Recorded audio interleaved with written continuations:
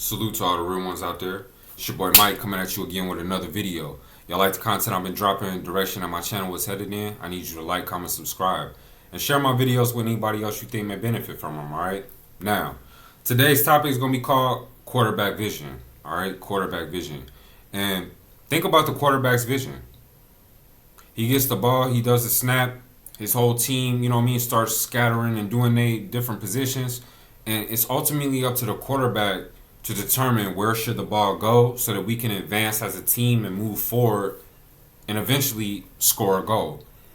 That's how I look at like life. How many times have you, let's say, set out to do something first by making a vision in your head, and then you took tangible steps to actually get there. Then you accomplished the goal and you look back. It's already done, right? All of that came down to you being able to first draw the picture of what you wanted in your mind. And I find that to be something that's very, very important. And it's helped me a lot on my journey developing a quarterback vision. And it's something that I'm constantly honing in on to make sure that it's totally in alignment with everything that I want in life. And literally, as I look back, at the things that I've accomplished, every last one of them came down to a quarterback vision. Me looking at it, understanding what it was, picturing it in my mind's eye, taking necessary steps, and then accomplishing it, right? And then moving on to the next and the next and that. Like, even in the last videos, you guys have heard certain references. I'll give you like a recent one, like the motorcycle license in not only Germany, but also in Kuwait. How did that go about? By me having a vision of having a motorcycle in Kuwait. That's not something that I really saw too often out there. All right. That's number one. And number two, I wasn't even there as a dude who, let's say, had his own place and had a wife and kids and all of that, living in Kuwait for, 10, 15 years doing contracting. That wasn't my experience. But those were the only dudes that I saw with bikes. So, you know what I mean? Like putting that vision in my head and taking the steps to get there. Or for example, I knew I was going to get a motorcycle. I had already a dream about it. I had a good feeling that, getting a bike in Kuwait would be possible. The first thing I did is I took the tangible steps of going and buying all the equipment, the helmet, gloves, and the jacket. So, you know what I mean? It makes total sense that I ran across the dude with the Hayabusa, talked with him, bought it. And I already had all my equipment ready. And another thing I told y'all in the end of Zenith Quest was every single week that we got paid, I would withdraw a certain amount of money because I had an amount of money that I was willing to buy a bike for. Funny how right when I had that exact amount, I found the dude that was selling his bike and talked him down to that exact amount that I was willing to give up. You see, so all of that started with a vision along with the actions necessary to attain that vision. So that's what I want to talk about today. And the first thing that I realized was like a building block as far as setting up a quarterback vision was knowing who I was. The question, who am I, is often very important for one to ask themselves, especially like when we were younger and undeveloped, like we were unactualized versions of ourselves. Given I'm 38 years old right now. I feel great. Like to say that I also look great, like not trying to toot my own horn, but I'm doing all the things that I can to preserve my youth, to keep myself looking sharp, not only for myself, but also for my wife. Who the fuck wants to be married to somebody that doesn't have that mindset and just falls off and just thinks, oh, it's all good, I'm married? Like, no, you keep yourself the highest version of yourself and continue working. Once again, that has to do with vision. But knowing who I am and what I'm about and why. Then after that, deciding, like, where am I at in life?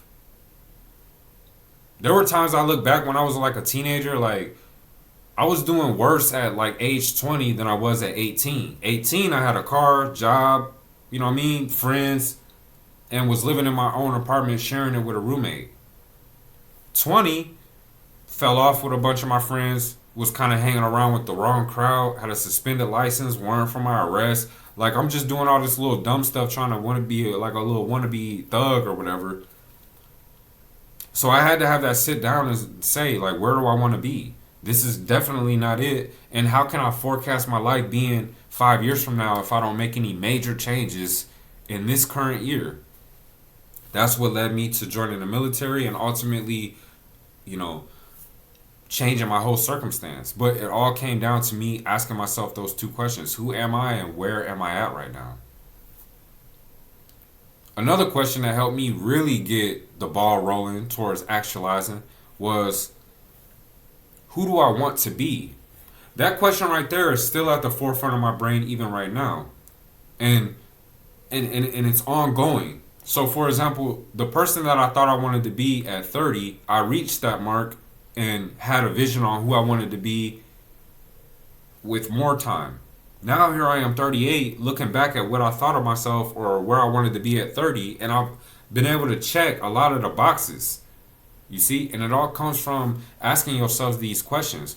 Now I get it, we're in a time right now where most people are not really so plugged into their own inner psyche, inner workings of their psyche.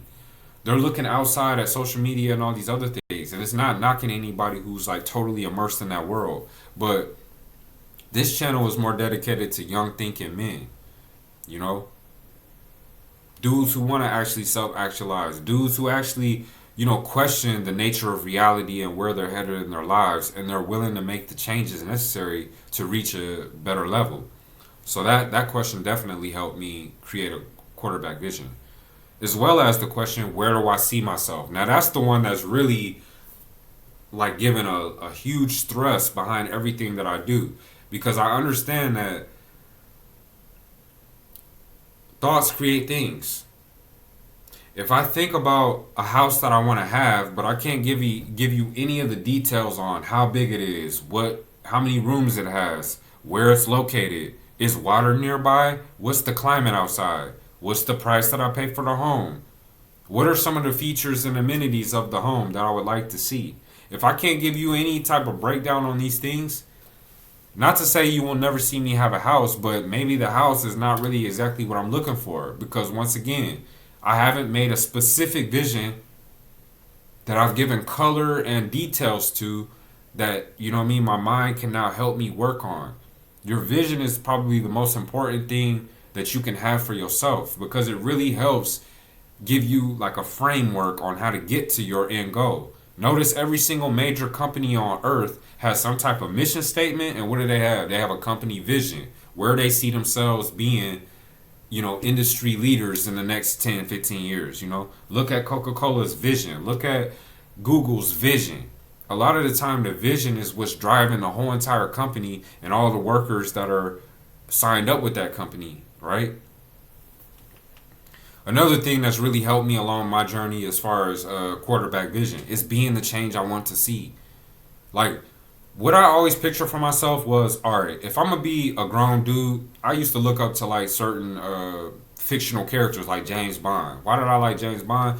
Tall, handsome, deadly with a weapon, deadly with his hands, very resourceful, highly intelligent, knew multiple languages, traveled all around, always seemed to have like the right answer for when he had to figure out something on the fly. He always seemed to be the one who had the right answer. Another thing, he was determined, right?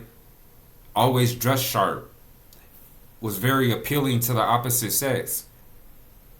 All right, and let's not also forget, he was competitive and he was like a man's man. It wasn't too many people that would look and be able to really disrespect James Bond.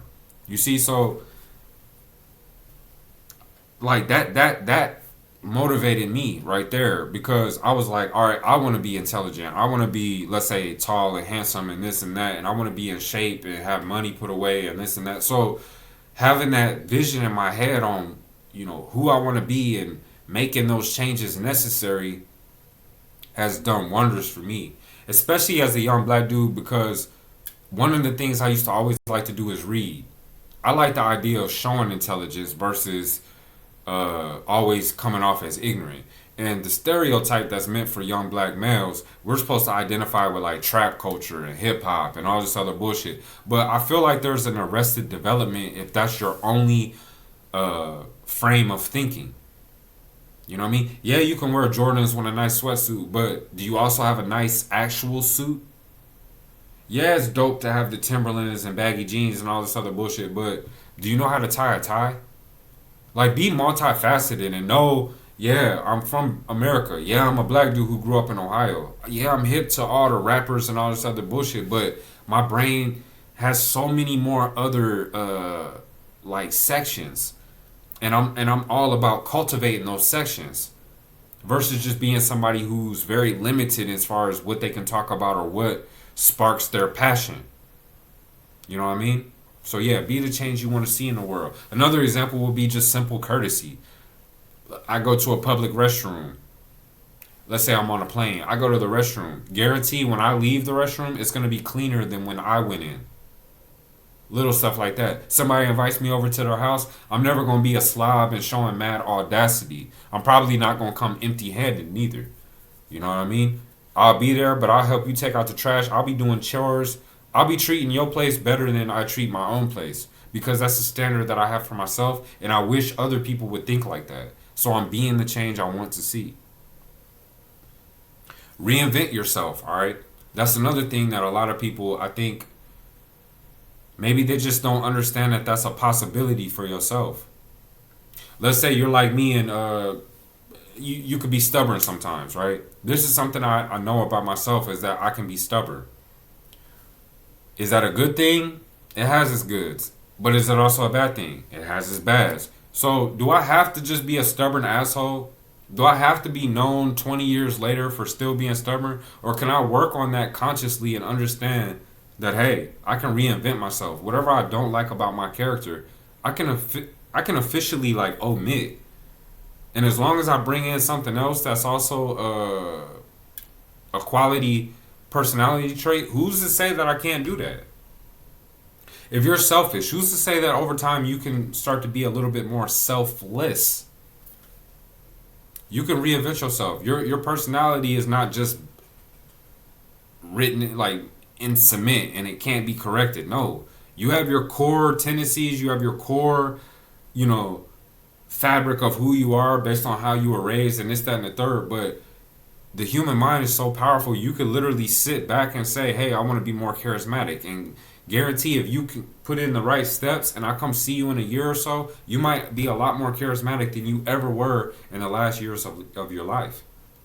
Right? And it's all because you knew how to reinvent yourself. What else actually, you know, chips in with a quarterback vision? Quarterback vision. It's like tuning in to excellent sources of wisdom. You know, I was having a conversation with a buddy of mine the other day. We were talking about money, credit, and investing. And like he asked me a little bit about what I do or what I think, and I gave him some insight, and I asked him about what he thinks and, you know, how's his credit and, you know, this and that. And he basically told me like he doesn't really care about credit. So I said, all right, you don't care about credit. We all know, like, if you live in America and you talking about you don't care about credit, like, it's not to say that you won't be successful, but that's like a major part of what successful people have in order. Is their finances, their expenses. They know where their money's going. They know how much of it is coming in. They have a plan for it. They invest. And they also make sure that their credit is on point.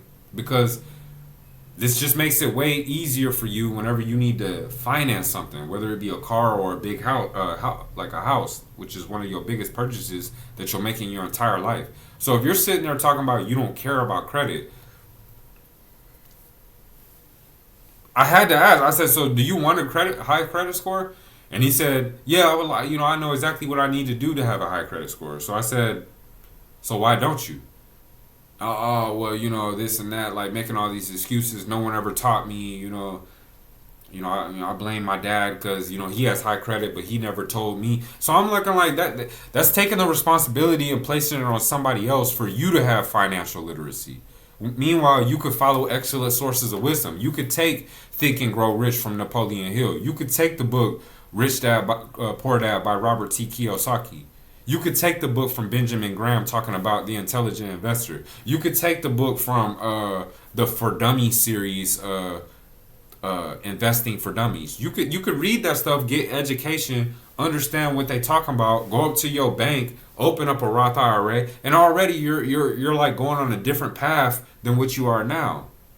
This is what I'm saying about the fact that you could follow excellent sources of wisdom. You don't have to figure out everything by yourself, and you can't sit here and point fingers at your mom over here because she didn't teach you that. Your dad over there because he didn't teach you that. Like, past the age of 18, you can't really blame your parents for shit.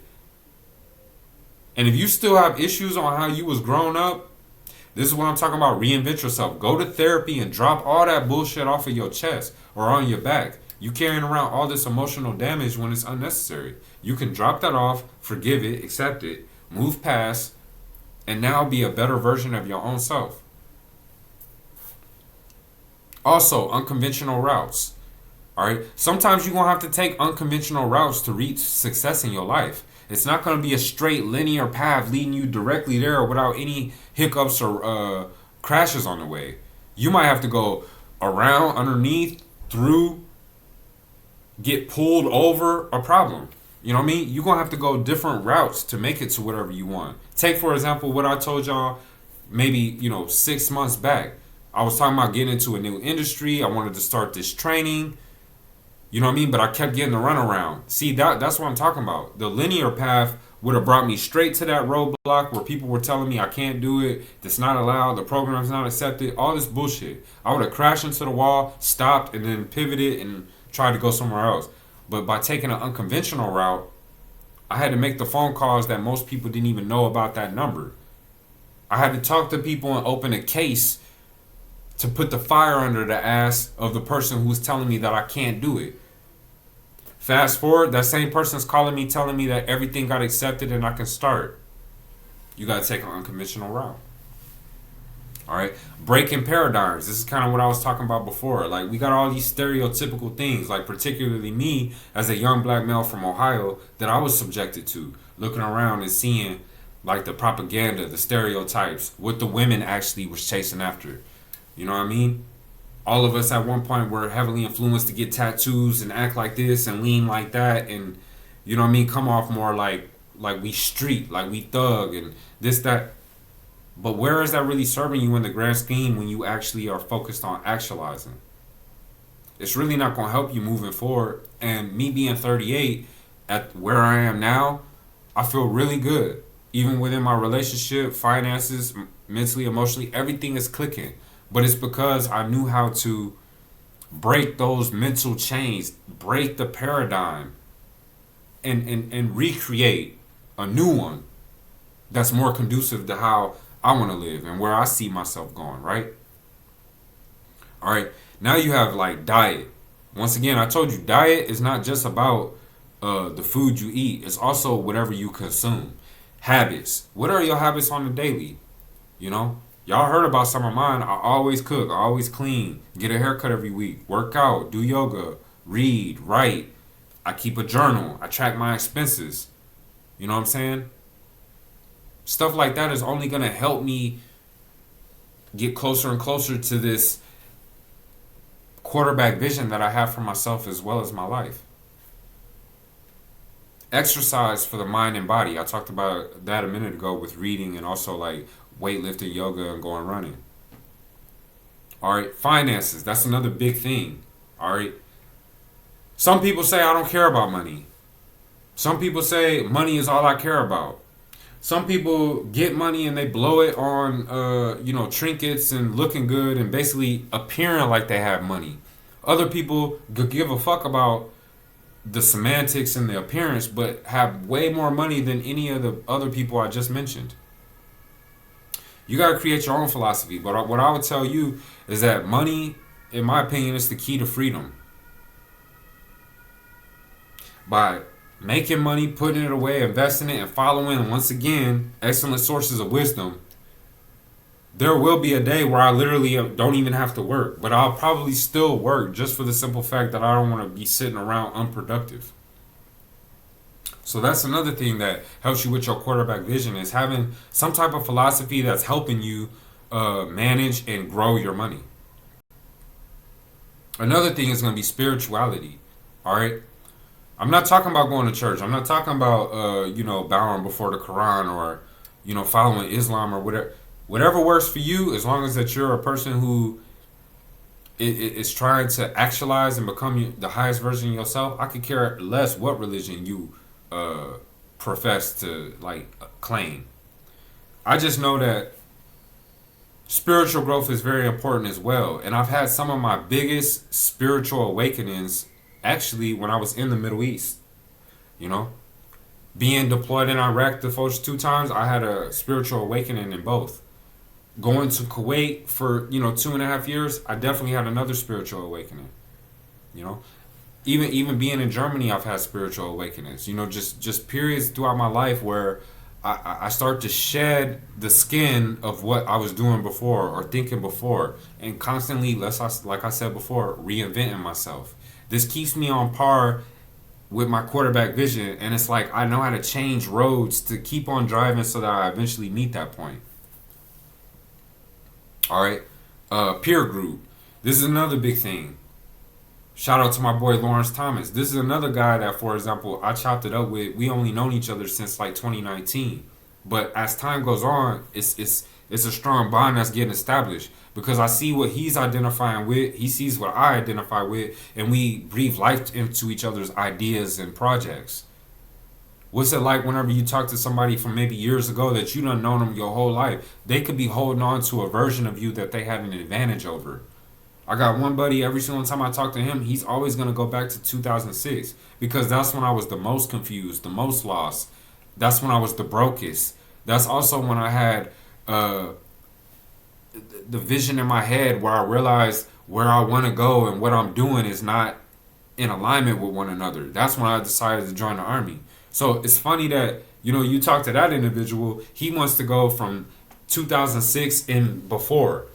When you're not actualized, when you don't have your money on point, when you don't have the wife that you're with, when you don't, let's say, think and read and develop as fast as you are now. They want to talk about the old Mike, the Mike who got drunk and said this, that, and the third, the Mike who got maybe to a fight, the Mike who was talking to this silly ass chick over here, the Mike who, had a suspended license and a warrant for his arrest. That's the Mike they want to talk about. They don't want to talk about this 38-year-old one who's about to do grand things in his life, who's been to like 15 different countries already and has a vision on visiting 35 more. They don't want to talk about that, Mike. Only the one that they had an advantage over, right? So sometimes it's kind of important for you to look at the people around you and think to yourself, do they want to see me win? Are they excited when I talk about something that makes me pumped up? Are they asking the right questions? You know what I mean? You talk to a dude, he says he went on vacation, you asking him, if you're like me, yo, what was the weather like? Oh, how long were you there? And give me one thing you really liked about it. What's one thing you didn't like about it? Hey, would you recommend this? Hey, what else? Hey, where's the next place you want to go? You see? Genuine interest. Because I'm not hating. I ain't jealous. I'm not fucking envious. Like, I feel like this world is abundant. Everybody can shine. So when you shine a little bit, that's confirmation that I can shine by default. So I'm happy and excited to hear about how things are going for you. But what about if it's not like that? Would you want to talk to me very often? Of course not. Travel. Just talked about that before because that's something that expands your horizons. It makes you a more rich soul to interact with when you've been around different places. And it's probably humbled you because you realize how big the world is. If I'm from Brooklyn, New York, and I never leave Brooklyn, New York, then I think Brooklyn, New York is the end all be all of all existence. You know what I mean? I'm proud of my city. I talk only about my city. I know how to get here and there. I know how to catch the train, Utica Avenue, hop on this train, get on this next one. I know about maybe Connecticut. I know maybe about a little bit about Philly or whatever if I ever left. But for the most part, I couldn't tell you about anything on the west coast of the United States. And that's still the same continent. So how far am I mentally if I haven't even tried new foods, been around different languages, interacted with different cultures, and actually got outside of my comfort zone? You tell me. And last but not least, with the quarterback vision, understanding that there are ebbs and flows. It's kind of like what I said earlier, that nothing is a straight linear path to whatever you're trying to accomplish. Understand that you're going to have highs on your journey and even lows on your journey. Understand that some days you're going to feel like you get real close to your higher self or real close to reaching your goals. And other days you're going to feel unmotivated and just feeling like, man, this is fruitless, right? But overall, I just want to tell you, if you have a quarterback vision, you will win in the end. Trust me, all right? So with that being said, Like, comment, subscribe. I'll holler at y'all on the next one.